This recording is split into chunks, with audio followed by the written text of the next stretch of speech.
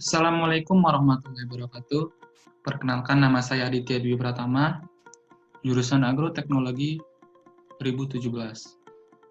Nah, ini saya akan mempresentasikan hasil poster dari topik penelitian saya yang berjudul Perubahan Keterekstrakan CU dan ZN pada Tanah Pasca 23 tahun Perlakuan Limbah Industri yang Ditanami Jagung. Langsung saja. Pertama-tama, ke bagian latar belakang.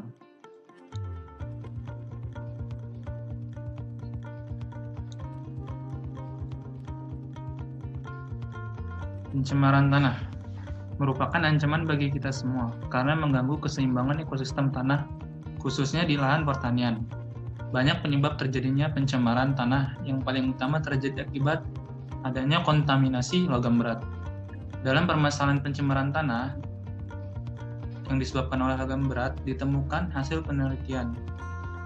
Beberapanya yaitu pengaruh tanaman dalam mengurangi kontaminan logam berat dengan tanah yang menyebabkan pencemaran.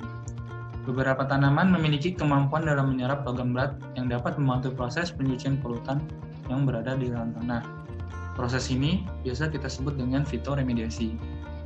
Untuk masa yang akan datang, fitoremediasi sangat diperlukan di Indonesia, mengingat setiap tahun kasus pencemaran terus bertambah, jumlah dan intensitasnya. Tanaman jagung diketahui merupakan hiperakumulator, yaitu memiliki sifat hipertoleran yang dapat mentolerir dan mengakumulasi unsur logam berat tertentu dengan konsentrasi tinggi, baik pada akar, batang, dan tajuk, serta digunakan sebagai tujuan fitoekstraksi.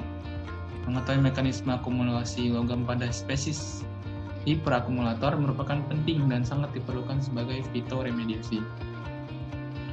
Nah, beberapa landasan teori yang melandasi dari pembuatan poster ini dan dari topik penelitian ini yaitu yang pertama ada pencemaran tanah, lalu yang kedua logam berat, yang ketiga fitoremediasi, dan yang keempat tanaman jagung sebagai hiperakumulator. Lalu dari latar belakang tersebut didapatkan rumusan masalah, yang mana rumusan masalahnya yaitu tanaman jagung mempengaruhi kadar CU dan ZN pada tanah. Lalu tujuan penelitiannya yaitu 1. Mempelajari kemampuan tanaman jagung dalam menyerap logam berat. 2. Mengetahui perubahan kadar CU dan ZN pada tanah sebelum dan setelah ditanami oleh tanaman jagung. Nah, hipotesis dari topik penelitian ini yaitu tanaman jagung mereduksi keterekstrakan logam berat CU dan ZN pada tanah pasca 23 tahun perlakuan limbah industri. Lalu kita ke kerangka pemikiran.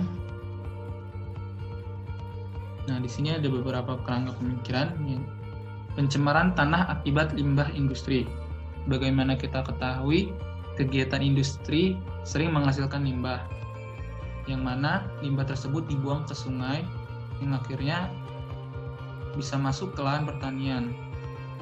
Nah, dari limbah industri tersebut menyebabkan kontaminan terhadap tanah maupun air, yang nantinya akan menyebabkan pencemaran tanah.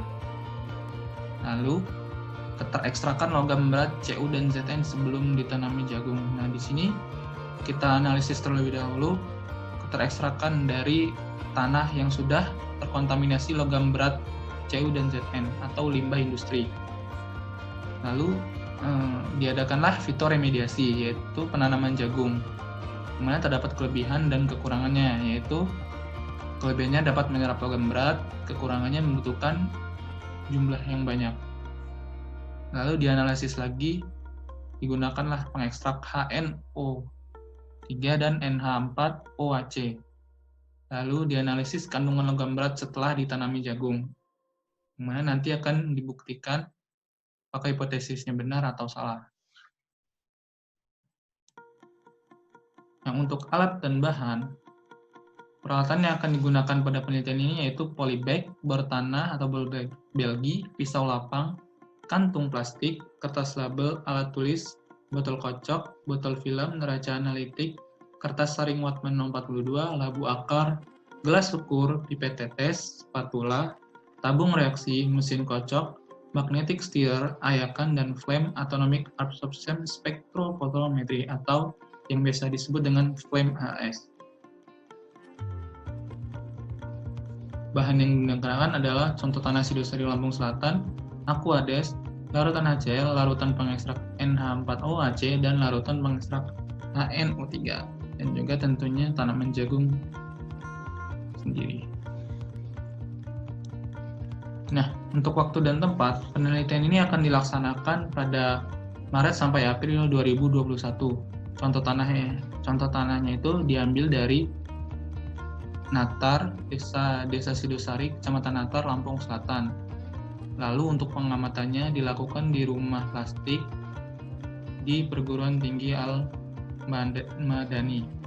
Lalu analisis tanah dan tanaman akan dilaksanakan di Laboratorium Tanah Fakultas Pertanian Universitas Lampung.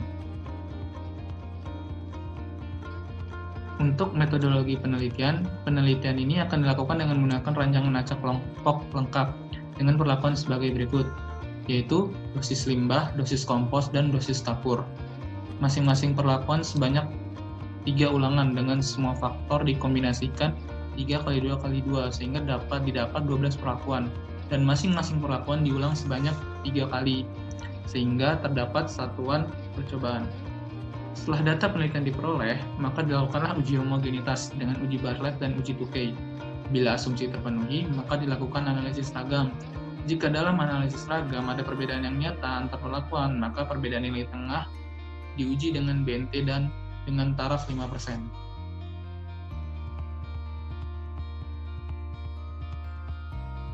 Nah, untuk alur kerja penelitian, yaitu pengambilan contoh tanah Sidosari Kabupaten Lampung Selatan. Pengambilan contoh tanah diambil sebanyak 20 kg karung tanah yang sudah tercemar oleh limbah industri. Lalu penyiapan media tanam. Penyiapan media tanam ini berupa polybag dengan jumlah 36. Lalu penanaman tanaman jagung.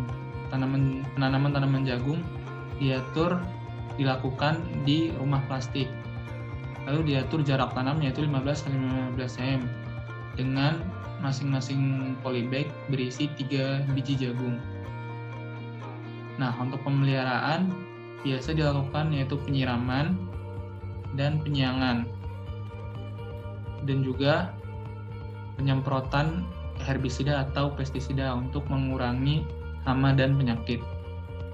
Lalu pengamatan yaitu variabel pengamatannya. Variabel utama yaitu ketersediaan logam berat Cu dan Zn pada tanah sebelum ditanami jagung.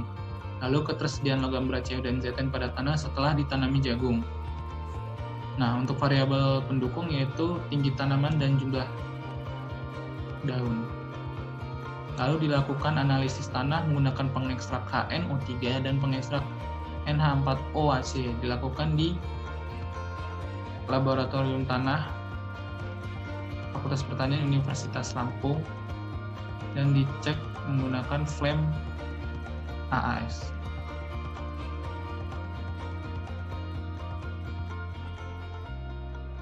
Terima kasih atas waktunya.